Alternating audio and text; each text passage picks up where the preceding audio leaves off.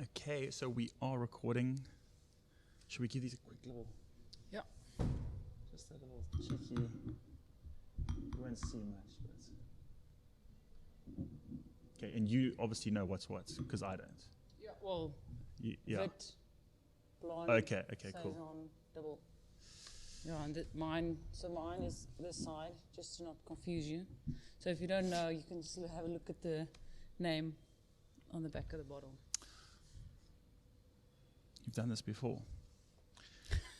Okay. I haven't done this before. No, this. But I'm sure you've done something similar like this, but let's start right there. Anja, welcome to #beertime. Thanks, Troy. And this is your first time on the show, and I must just say that you can vouch for this. I have been trying for quite possibly a year now to get you onto #beertime because I think doubled on top of that is how long it took you guys to actually open your brewery. But thank goodness we're finally here. Thank you so much for having me. Oh, I'm glad you're finally on the show. So I hope you're as excited as I am to be on the show. Yes, I am. Thank you very much for being here and visiting Hey Joe. Finally, that we are open and everything is running and the beers are out. We've released some new beers as well, so everything is going well. That's good to know, and I'm frothing for a beer because it is a Friday. It's the middle of the day, and I think I've tried one or two of your beers. I think we're talking about maybe 6 months, maybe even a year ago when you started doing some test batches, and you had a mobile tap where you were at CBC and you started throwing around some experiments. I can't remember what the beer was, but I think that was the only time I've tried your beers. So that was a long time ago. So I would say this is my first time trying Hey Joe, but the proper version. Yes, and also coming from the 1961 copper brew house, because on the test batch it was like a 40-liter Sapco system. So now we have the copper brew house up and running very nicely. How many liters is that? It's a 50 hectoliter brew house. Okay, so that is quite a jump in terms of the small. Yes. 50 liters you would. Yes, yeah, just a few zeros. Just a few zeros. Well, look, let's not break with tradition here. Let's jump straight into the beers, and we can ask you a few questions as we go. I must just say, before we start drinking, these beers look exquisite. The packaging, the labeling, the actual contents, the beer inside looks delicious. But we've poured some beers now. What's the correct route to take? Are we going to start with the Vit? Yes, that's kind of like the more easy drinking beer to go with. It's a Belgian-inspired Vit. So we have 4.8% alcohol and then 16 IBUs. So not too high in alcohol or IBUs. And yeah, I have some oats and some raw wheat in here. Okay. And all local products. And then we do use Dingemans malt. That's all the way imported from Belgium. So that's a very, very good Belgian malt. And then I do use local coriander seeds and orange peel, organic orange peel from the Cederberg Mountains. So it's all dried, and we crush the coriander and orange peel fine before we add it at the end of the kettle hop addition. So, first of all, cheers. Cheers. Thank you. I've got a host of questions I need to ask you. Based on just what you said, but guys, you know that first sip. Sure. That first sip on a Friday. I think there are a lot of people listening to this to know exactly what I'm talking about. This is what I've been looking forward to. So if you excuse me, I'm just gonna have another second sip. That's spot on. Now, typical of me is that what I'm going to ask now, I'm not so interested in the orange peel, even though I'd imagine that a lot of people who are unfamiliar with beer kind of question orange peel in a beer. So maybe you can answer that and what your standard answer is. But what I want to know is, you mentioned oats, and I've always thought as a home brewer that oats would be a thickening agent and something you'd really put into a stout. But recently, I've noticed a lot of brewers using oats, and it would be in a pale ale, beers that I wouldn't really expect to find that inside the mash tun. So I've asked you two kind of different questions there, but why do you use oats? And the second thing is what do you explain to the common folk, to the common man about the dried, you said it was dried orange peels, eh? Yes, that's right. So in terms of the oats and using that in a Belgian wit beer, it's traditional to use the oats in the wit beer.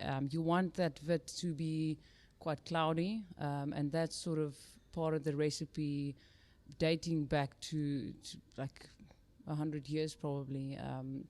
There was Hugarden wit is a very well-known wit out there that's been very famous for a very long time. And you also have the Celes wit, that's also been a family-owned recipe for many years. So that's part of the wit recipe, I'd say, traditional wit recipe. In terms of flavor profile that you're getting from the oats, it really adds a very nice, smooth texture and a kind of a nice body and mouthfeel that you soft. don't. Yes, very soft. You get that sort it's of not that effervescent, that prickly, bubbly thing that you'd get from a Carenza or exactly a Barocca. Exactly, yeah. So it really adds that nice, smooth texture and touch to the beer. So in terms of adding the oats to other beers, I think brewers are experimenting different flavors, maybe trying to, just use something different other than the barley and wheat and some normal grains. And also the oats is raw, so you would maybe not even mill it. It could cause some problems during the brewing process. Quick technical question: what is the percentage of oats in your grain bill? It's about 8%. Hey, it's not very high. So under 10. Yeah, That's what under it's 10. okay. Yes. Yeah. If you go anything higher than that, you might end up brewing for quite some time. You might get a stuck lauter, which you don't really want. No, we don't want that. Yeah, it's kind of a trial error. And on your own brew house, you need to see what works for you and what not. And then in terms of the orange peels and then the coriander seed, what's your go-to answer when people, I don't know, maybe they look at you funny or maybe they think, why on earth are you throwing these things into a beer? What's your go-to answer when people ask that? So I always just say, like, never trust a Belgian brewer because they tend to go a little bit against the grain and against the book. They add kind of anything they want to. They'd really go opposite what the Germans would do, and they really do add. They do different things that normal brewers won't always do, or what the book tells you to do. So they have incorporated different strategies to flavor their beer besides hops. So because they've got a very long history with beer, they would add the orange peel, dried orange peel and coriander to the beer to flavor it before they even knew that hops existed. So that's kind of where the coriander and orange peel come from. They stuck to it. And they just stuck to it, exactly. Well, this is, dare I say it's the best wit I've had in South Africa, including the one we spoke of earlier, the Hugarden. Yes. Because this is, it tastes fresh. I mean, obviously it tastes fresh because it's coming straight from the brewery. So, well, we had some Belgian. Dangerous for me because I want more. At least it's just 4.8% alcohol, so you're safe for now. We had some Belgian visitors over the past couple of months at Hey Joe Taproom, and they have said to them it's better than Hugarden. But I mean, for me, it's not really about the better or the that. I mean, it's about making great beer and using good ingredients and keeping the beer fresh in the end. There's so many different questions I have lined up for you today, but what tends to happen is that we forget about the beers that are in front of us. So I'm going to try and juggle here, and let's just jump straight into the next beer. Maybe you can talk to us about it. And also, we said off air that you don't. It's not just these 4 beers that we're trying today. You do have some other beers. Yes. So just to do like the lineup today that I've chosen for us is the Wit, the Blonde, the Saison, and the Double. So the other 2 beers we have is a Belgian lager, and we're also releasing a new beer soon, a Belgian cherry or a Kriek beer. That's also going to be part of our range. And then we also have a special Belge that's like a Belgian pale ale, and definitely not as bitter as a normal pale ale that you would think, like an American pale ale. Okay. In terms of the blonde, I always tell people it's the go-to after lager. If we wouldn't have had a lager, the blonde would be the entry level into a craft beer or easy drinking beer for the average Joe. No pun intended. Yeah, I wonder how many times you've included that in a sentence. I must just say, I don't know if it's my nose at the moment, but lately, and I'm talking maybe in the last 3 to 4 months, my nose has become very sensitive to certain smells. And I'll pick up something, and then people will look at me like, really? And then I say, no. Explore that smell. Mm-hmm. And then most of the time they kind of get it. But when I first sniffed this, I got a very specific smell. And for our South African listeners, they'll know what I'm talking about when I say the word fizzer. That pink, Yes. sherbety sweets. And there's a lot of sherbet kind of notes there. It's is that a fair analysis? Yes, no, you're right. I also need to add, I do use... sherbet. It's mainly from the yeast, I would say. So we don't use dry yeast on our beers. We always just use like a liquid Belgian yeast. So we've kind of established our own house yeast. So we reuse different yeast strains to brew our beers. So it's not a normal dry yeast. It is a Belgian strain yeast. So I think where the sherbet or the fizzer comes in, and it carries through to the taste. Yes, you're right. Not as much. No, it's the blonde is quite on the sweeter end. You're getting some nice, maybe some pear as well on the nose and on the flavor. A little bit of apricot. So there's definitely a lot of fruity esters coming through from yeast and 20 to 22 degree fermentation temperature. This isn't your typical blonde that you find on the South African markets. And I'm just trying to describe it as best I can for the listeners, because I think when you tend to see brewers making a blonde in South Africa, it's an entry level beer. It's a stepping stone into the lagers or the ales, should I say? But this is completely different. This is, I mean, is that a silly?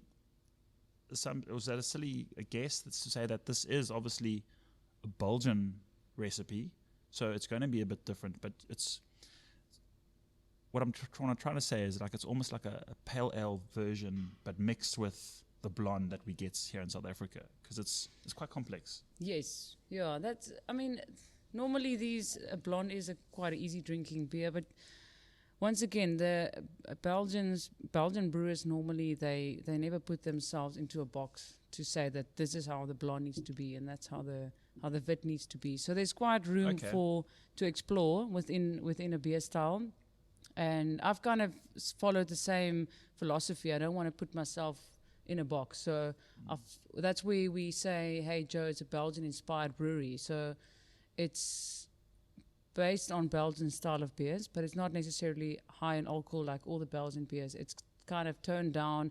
It's a little bit more sessionable for the South African palate, because I don't think that if we would have had all our beers above 6-7% alcohol and with all that heavy maltiness and heavy backbone, it would have been quite a difficult one to digest. You would have had to set up a B&B next door, especially for people like me who just wouldn't have been able to cope.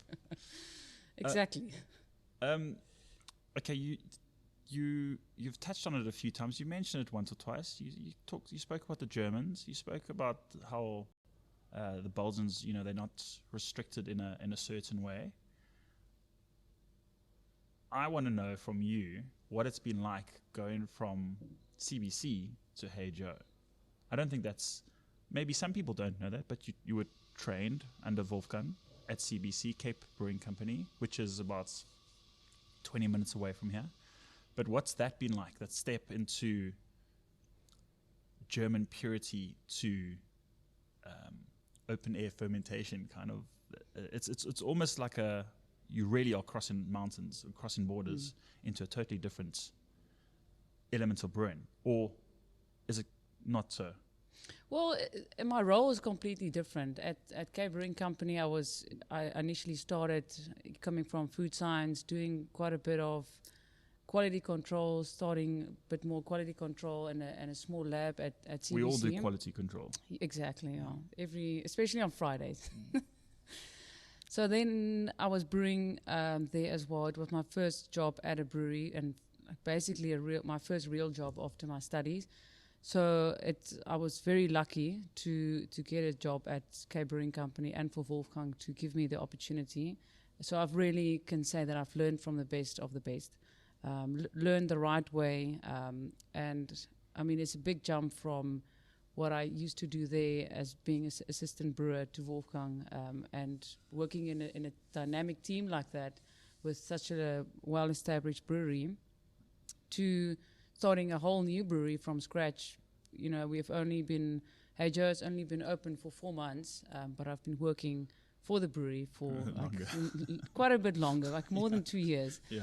So it's been quite a process to set up a whole brewery from scratch, work with a Belgian consultant, and kind of exploring into engineering worlds and all of that. So and visiting Belgium. And visiting Belgium. I remember tasting, that you had a very lovely trip, which I think anyone who follows you on social media was quite jealous. Yes, I can imagine. No, Gavin, the owner of Hey Joe, took me and our chef Nicola to Belgium in 2018. So we had to go and taste the beer, how it's tasting in Belgium, talk to the brewers, and taste the food there as well. It's not a bad idea for people listening who want to start a brewery.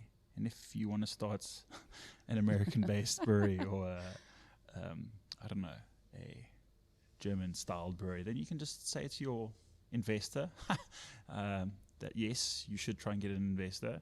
You could just say, listen, I really need to do some research and actually go to the country. Spend 2 weeks, no, maybe it's 3, necessary. maybe 4. Yes. No, it's a good trip. It's good to go to the origin of how it's made, and just to see how the breweries look and see all the cool ships, the copper cool ships and the copper brew houses. And it's not always just about the recipes and techniques. It's also about the methods, how they brew. The brewing methods are also very different to how it is today normally. So the Belgians still use quite old school brewing techniques, like the French uses old winemaking techniques, I'd say. Yeah, and I think there's a percentage of people, or percentage of me at least, who's like, no, let's keep it that way, because you do have new modern technology coming through in the States or wherever, but it's nice to have that old school brewers, old school monks, brewing in the abbeys.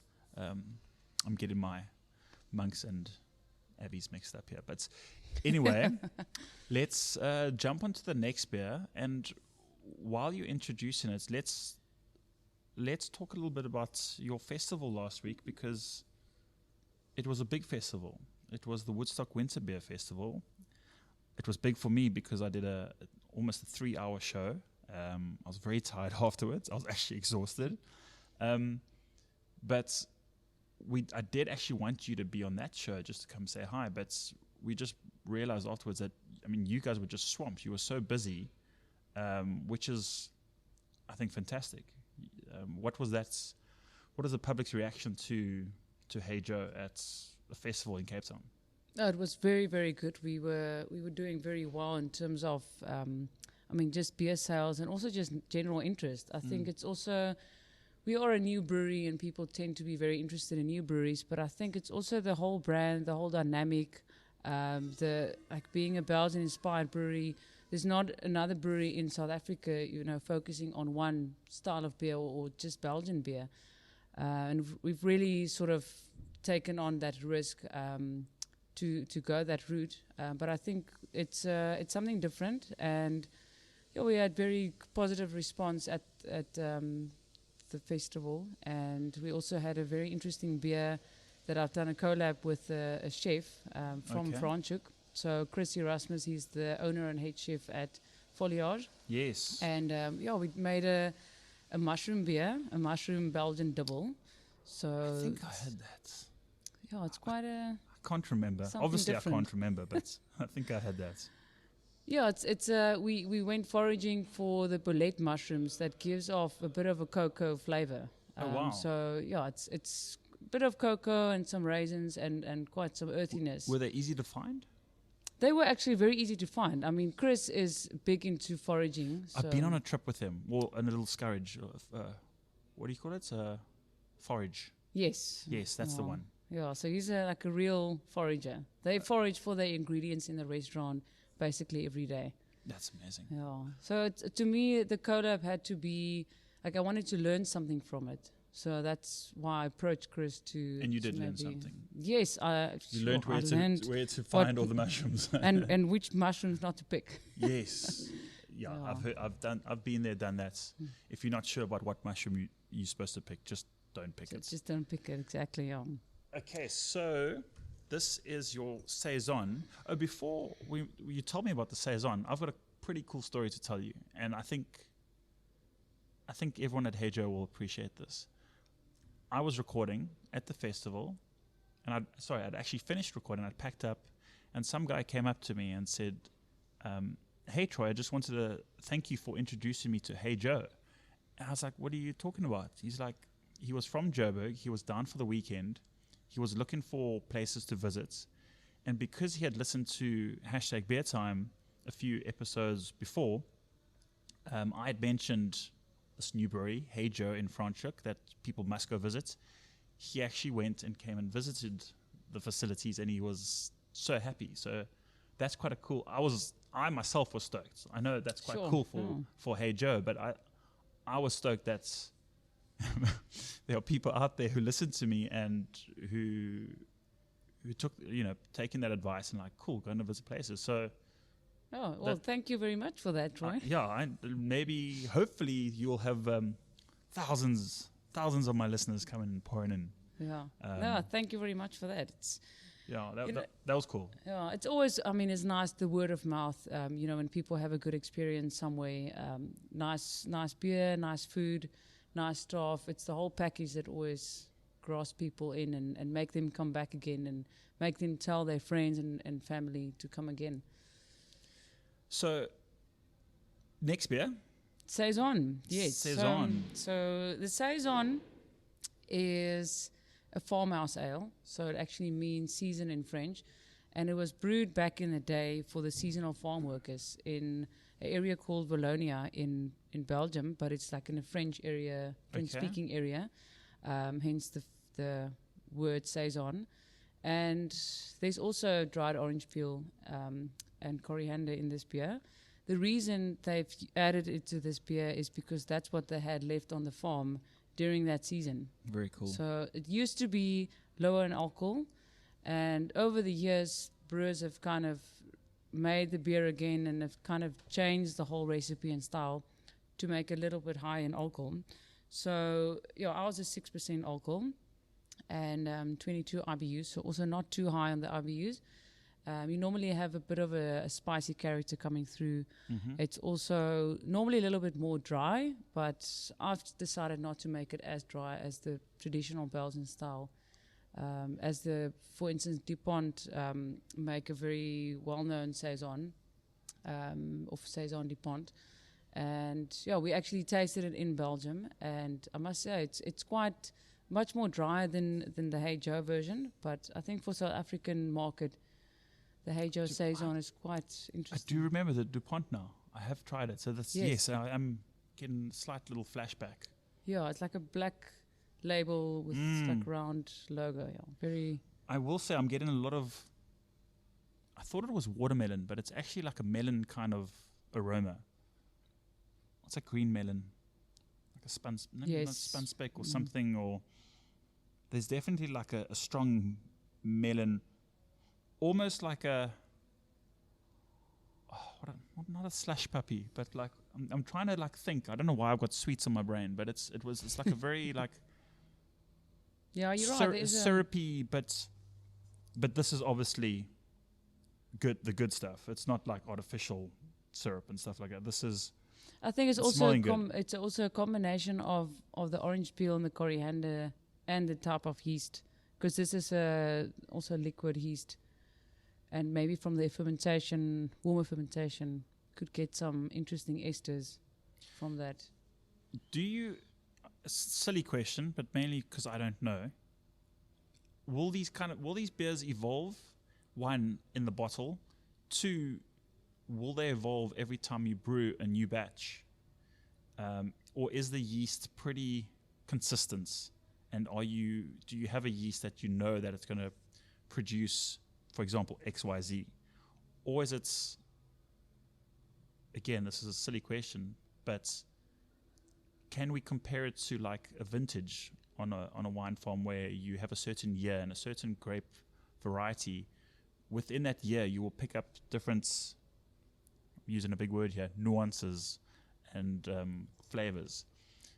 Is it unrealistic to think that maybe not just this beer stays on, but maybe other beers can have a seasonal kind of change, especially with Belgian beers and especially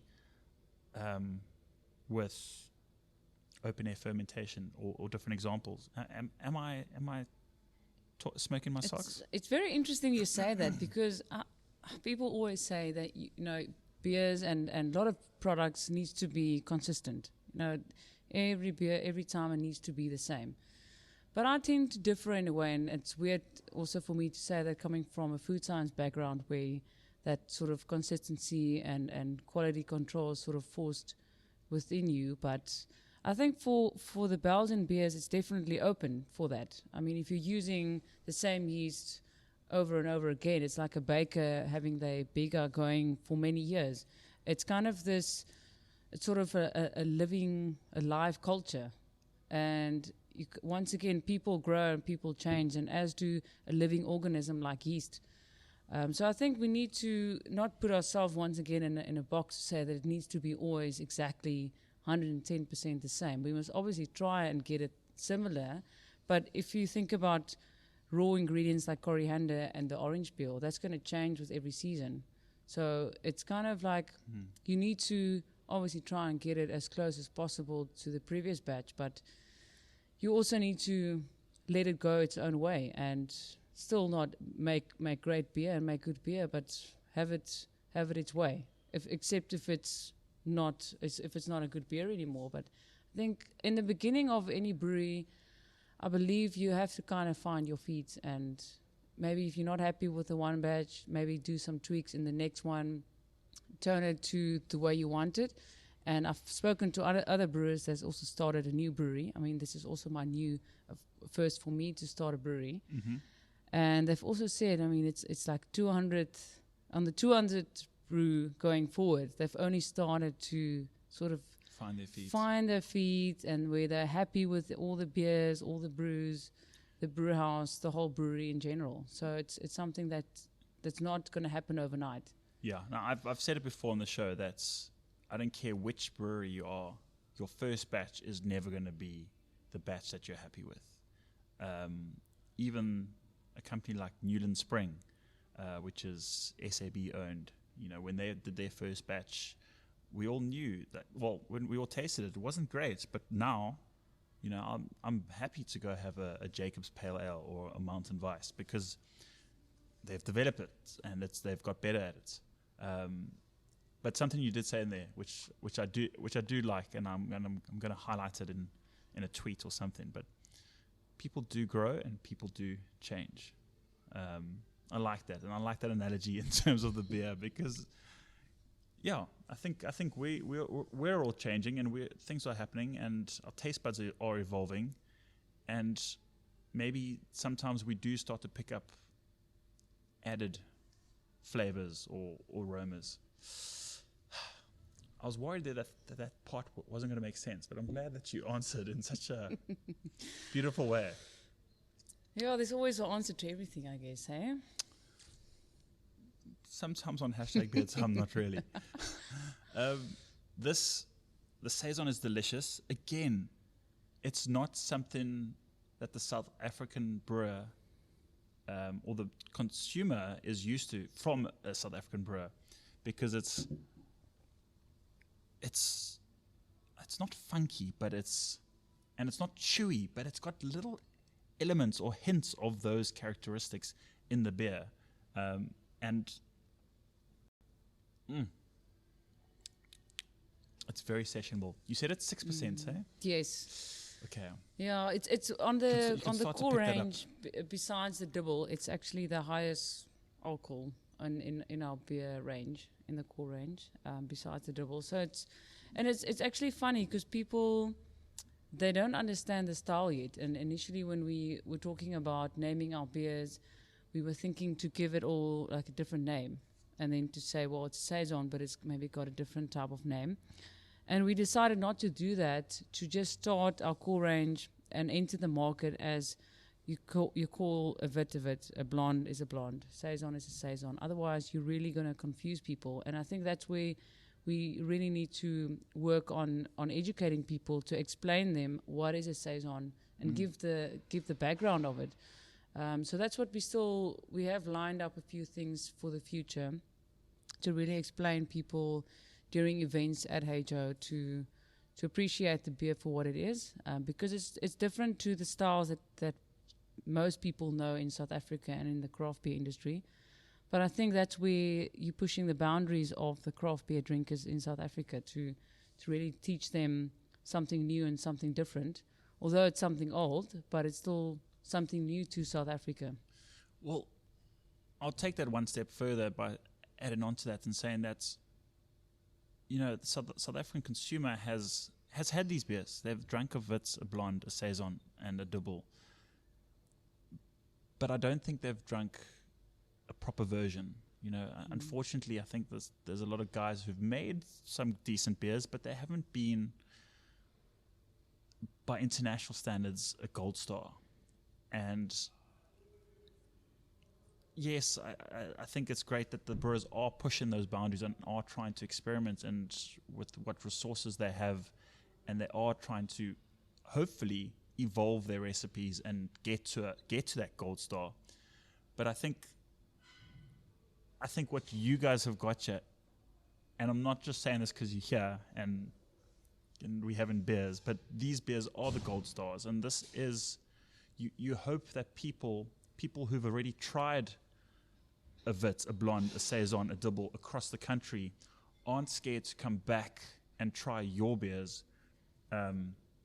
because maybe they tried a Wit that was a 5 or 6 out of 10 and they just thought, it's just not a beer for me. So having said what you said in terms of educating the consumer when you are pouring them the beer, I'm excited about that, because I think there's not enough emphasis on what the consumer is drinking in South Africa. I think it's so important that we start differentiating different beer styles from one another, because everyone knows let me not say everyone, but the majority of people in South Africa who drink wine, for example, know the difference between a Shiraz and a Chardonnay. Obviously the major thing is that it's a white versus a red. Whether their knowledge goes deeper than that, they can maybe explain a bit further. But I think the percentage of beer drinkers in South Africa, their knowledge on what differentiates a Wits from a Double, I think you can correct me if I'm wrong, but I'd say it's less than 1% of our population, No, and our drinking population. I agree. I think when when we launched our double 2 weeks ago, people did not understand what is this now? Is it an Afrikaans name? Is it French? Is it Flemish? What is it? What's the people still always spell it different as well. There's different spellings, but I mean in this instance, the double spelling that we have, not a double, it's like more of a double. It's Flemish, and it's got a long history behind it. It's part of the Trappist or the Abbey beers that you've spoken about earlier, that the monks normally brew in the abbeys. Mm-hmm. And I mean, I think the first time it was brewed was 1856. So it's like before we even knew that yeast existed. So it's got a long history, and it's quite a dark beer. Not very high in IBUs, normally on the higher end of the alcohol range. Mm-hmm. Ours is 7%. And people actually, to buy this beer as a Trappist beer, you normally have to book this beer purchase online, or actually you have to apply to buy it. So you're talking specifically in Belgium from an abbey? In Belgium from an abbey, you have to book your 2 crates of beer. You can't just go and walk into a normal shop or a liquor store and go and buy the beer. So that's where the whole Trappist beer comes from. There's only 20 breweries in the world that's got almost like I would say the logo or the slogan to say that they're Trappist breweries. Oh, really? Is it 20? It's only 20. Yeah, you probably know more than me, but last time I counted there were 7, but maybe that's just only in Belgium. There is. There's one in Germany that I know of, and there's one in the States. Oh, okay. But other than that, Orval is one of them. We actually visited Orval. They don't even have a label on the beer. There's only a ring around the neck saying Orval, and they only make one type of beer, and it's more of like a sour type of beer. And it's very interesting that the monks actually protect the beer, and it's not normally, back in the day, it wasn't brewed to make money. It wasn't made to make profit at all. They were making the beer, selling it to sustain the abbey and the monks and the charities that they would form part of. And today it's kind of like a regional thing. It's an origin thing. So like Champagne, you can only call a champagne if it's made in Champagne. Oh, really? Same with double? Same with the double. These days you can still call it a double, but you can't say that it's a Trappist kind of beer. No. We're not a Trappist brewery. We can try and get that sort of name tag, but it's not so easy. We have to fly in a monk to do that. I was gonna. That was one of. I wasn't gonna go there, but it was one of my questions. I was thinking about what do you guys need to do to become a Trappist? But you've kind of answered it there. Double. It's. I know there's in terms of the beer judging certificate program. There's the Belgian double, the Belgian triple, and then the quad. Do they kind of? Is it? Can we put them in the same family? You can. They used to be a single as well, and that like sort of never really made it onto the market. Shame. They didn't actually Poor call guy. it a single. Yeah, well, you can understand why. Shame. It must have been quite low in alcohol and low in everything, but it's quite weird and confusing how they've put these different Trappist beers together, because a double is normally almost looks like a porter color. It's like a amber brown in color, and it's normally around between 6 and 8%. I've seen most of the doubles, but it's not very high in bitterness. And then you get the triple, that's almost like a blonde color, like a straw golden color. Yeah. But it's quite high in alcohol and quite high in bitterness. So you're looking around, I'd say between 8 and maybe 12% alcohol. Oh wow. Okay. And the bitterness is always maybe like 25, 30 plus. And then the quadruple is just more of everything. So it kind of ranges. The double and the triple together. Yeah, yes. But not necessarily in terms of color. So the double between the three of them are the highest, or like the darkest. And then after that, you'll get the triple. Most of the quadruples I've seen is more, tends to be more of like a reddish, almost like an amber ale, I'd say, Yes. color, like a red golden color. So slightly higher in alcohol than in color and then in bitterness. Well, I'm glad I'm just having the double today. Because Yeah, not the quadruple. Then yeah, that should have been that right at the end. But maybe we'll still do a quadruple in a special small edition. yes. And I mean, speaking of special stuff, you did say that there is a barrel program on its way.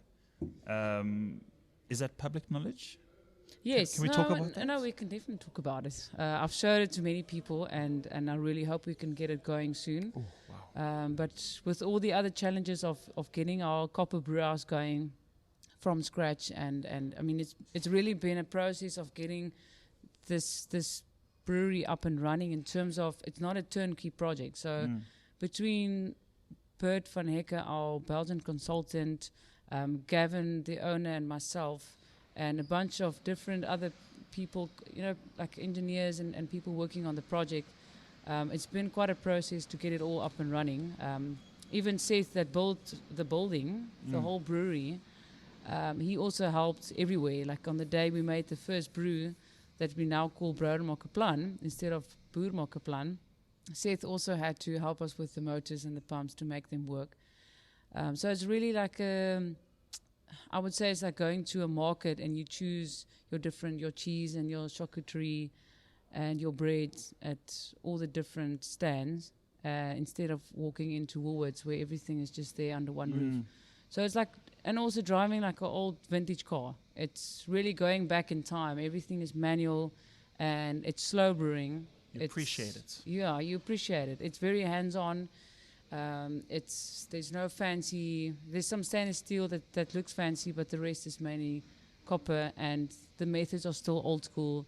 Gavin always jokes and say that the brewer needs to work for their money, and I can definitely vouch for that. Okay. If I look at my watch at the end of a brew day and we're sitting on like 12,000 steps for the day. Oh wow, okay. And not to mention the amount of stairs, but it's like a full proper workout after a brew day. You do have a few stairs. I'm getting some. Yeah. No, it's. What's that noise in the background? It's just you can just tell the guest what it is. I think that's a tractor. I think they might be taking the spent grain away or something. Okay, so it's all part of the working environment, ladies and gentlemen, listening. So you can feel like you're part of the conversation. I do want to point out before I forget that, and I mentioned to you before the show that I'm part of a homebrew club called the Cart Horse Homebrewers Club, and we made a double. I don't know if you know this. Oh, wow. We entered it into the Brewers Powwow, the homebrewers competition. Yes. And we got a gold star. We came Wow. first. Well done, For eh? our double, Eh? yeah. Jeez. So I'm gonna just see Yeah, what your it's double's like okay. when I we actually did a taste comparison with the I'm gonna massacre it now, but it's with the original double can't remember where it was. I can't remember, but we did a tasting side by side. But there is, I think, with these beers, there is a lot of leeway in terms of what constitutes a double, because there's the different elements from the dark malt. There's different elements from the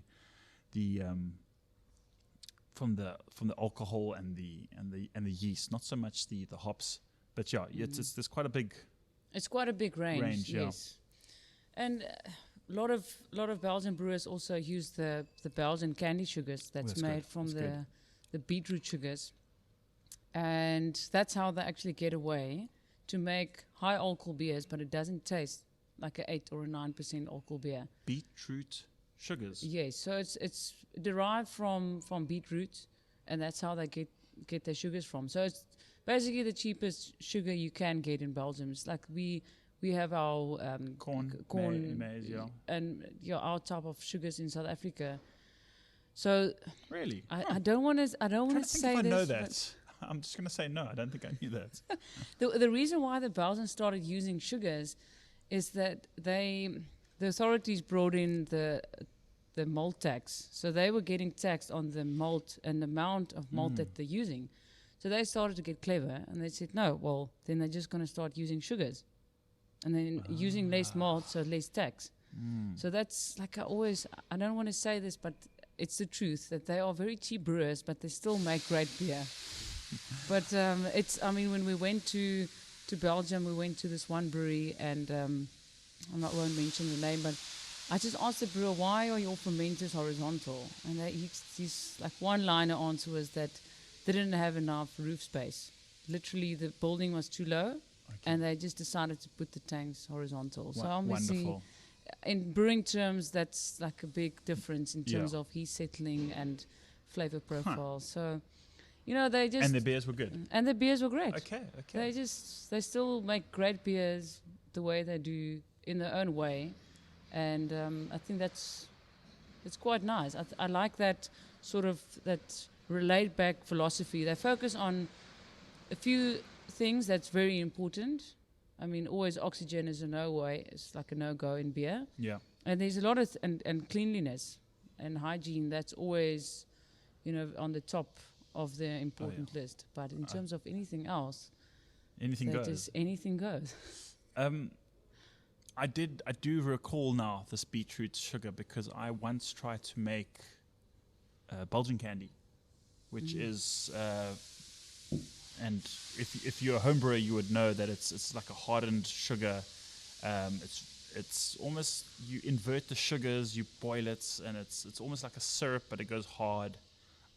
I'm doing a very quick summary now of what Belgian candy is, and I recall seeing something there about beetroot sugar to add that tint or that hue. Yeah, you get different. You get the clear ones, and you get the syrups, you get the rocks. It just depends on how you want to, in what form you want to use it. So this double is delicious. It's quite sneaky because you see a dark beer and you think it's going to be heavy, it's going to be thick, it's going to be chocolatey. It's none of those. It's almost like an amplified. None of the other ones we've had here, but maybe like an amplified blonde that we've had here. It's like a thicker version or a higher alcohol version of that. But yeah, it's super sessionable, but also super dangerous. Yes. What's the percentage? What's the alcohol? It's 7%. So you won't realize that when you drink it. It definitely tastes more like maybe 5.8% alcohol. Sure. But that's what I've gone for, to make the sessionable beers in the core range. I mean, to have a double in the core range is, it's not beers that will sell in high amounts, I believe, in South Africa. But I think it is important to have it in a core range and make it a little bit more drinkable for the average beer drinker out there. And then we'll definitely have some of our new series that's coming up. We have a Papa Joe series that's sort of dedicated to Gavin's beer drinking, I would say, his style. So we have a stout that's coming out on that side. And then I've got my Into the Wild series because I love the outdoors so much in terms of mountain biking and hiking and all kinds of adventures. So we've kind of gone into those two different routes for our first series, and then obviously a Cool Ship series that will also start hopefully from 2020 onwards. Oh, so much to look forward to, so much beer to drink. I do want to ask you one last question before we kind of wrap up and say goodbye to our listeners. This recording will come out on Women's Day, the 9th of August, which I think it's just in South Africa. I don't know if it's an international thing. I think it's Women's Day in South Africa on the 9th of August. Yes, that's right. It's Women's Month in South Africa. It's Women's Month every month in South Africa. But I wanted to know from you, it's a bit of a deep question. But you don't have to give a deep answer. But I want to know from you what it's like as a female brewer being in an industry that was actually once only female brewers. We're talking pre-19th century now, into an industry now that is predominantly male run. What has that been like for you in terms of stepping up to the plate and saying, cool, I'm a brewer, and get out of my way kind of thing. What has the industry been like? It's actually, when I entered the industry initially, it was quite challenging. But I think you lead by example in the end. You can't. I've never been like a forceful kind of person. I think if you make great beer, doesn't matter if you're male or female, people will kind of respect you in a way. So I think it's, if you look to the wine industry, it's same, it's the similar, I would say, topic in the wine industry, where you have some female winemakers and a lot of male winemakers. And for me, it's been what I make of it. I think as I've sort of progressed in my career, starting at K Brewing Company and now at Hey Joe, people have kind of like seen where I've come from. And then as you go forward, often people would still say, "Yeah, but you're female and you're making beer. Like, they don't understand this." That's still a common question, and I won't blame people. So I always just answer, it's females used to brew the beer back in the day before it was like a beer industry that it is, and commercial like it is now. So I think, to be honest, I think females look to the finer details and maybe males don't, and that's why almost every single day I say. For people who can't see, I am nodding my head here. Yes. It's for me, it's always been about a team. It's always, even at Hey Joe, I always mention that I can't make great beer if I don't have a team behind me. Although we are a small team, but it all adds together. We also have a female chef, Nicola Spilsbury, and it's just bouncing ideas. Even if it's beer or it's food, it's my assistant Vernal has also been amazing since the get-go, and it's just the passion behind it. And if you want to be at your work and brewery every day, it's always fun, and you just need to make it fun for yourself. And it is a lifestyle for sure. So I do sometimes rock up at the brewery in my cycling kit, but it's kind of, I ride from home, do some checkups, check if everything is cooling and if everything is fine. So if you have that philosophy and mindset, you'll never work a day in your life. So it's well said.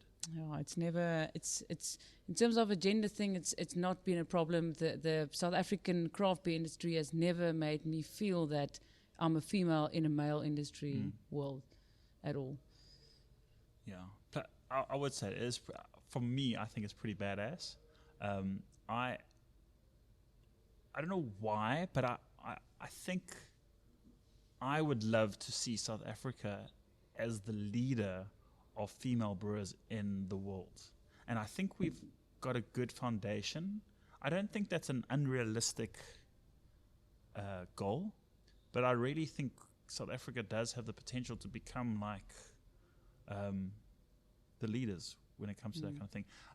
I don't know why I think like that. I don't know why that excites me, but I do think that it is something we do need to kind of push and yeah, get more women brewing, because yes, they do spot the finer details. And yeah, I'm gonna leave it at that, because I'm not even gonna argue against that.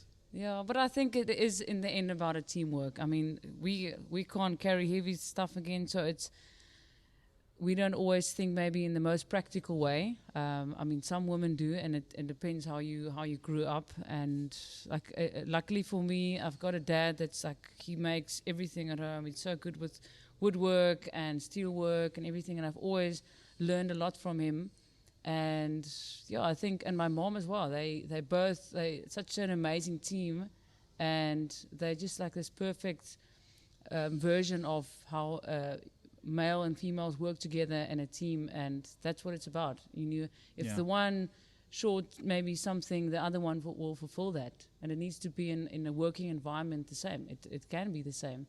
That if you can't do this, just it's fine. You don't beat yourself up about it, and just say, listen, I'm not the greatest at this. You rather do that, and then I'll focus on something else, and just keep it easy and simple. you've nailed it on the head. I think that's a great way to kind of like wrap things up, because I couldn't have said it better myself. So let me start by ending by saying thank you very much.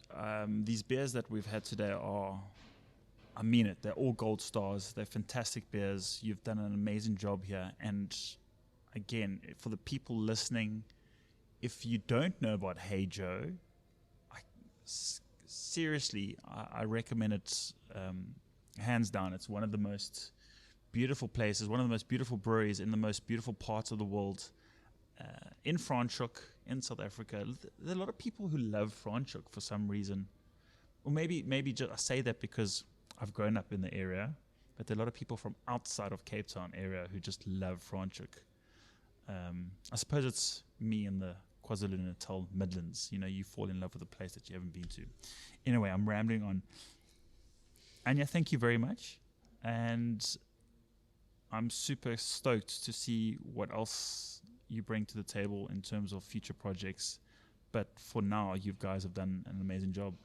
Thank you very much, Troy. Thank you for having me on your show, and Yes, hope to have something again soon. Maybe when we have our cool show beers going, and hope to catch up soon again.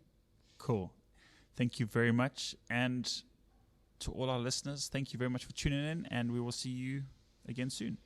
Ciao.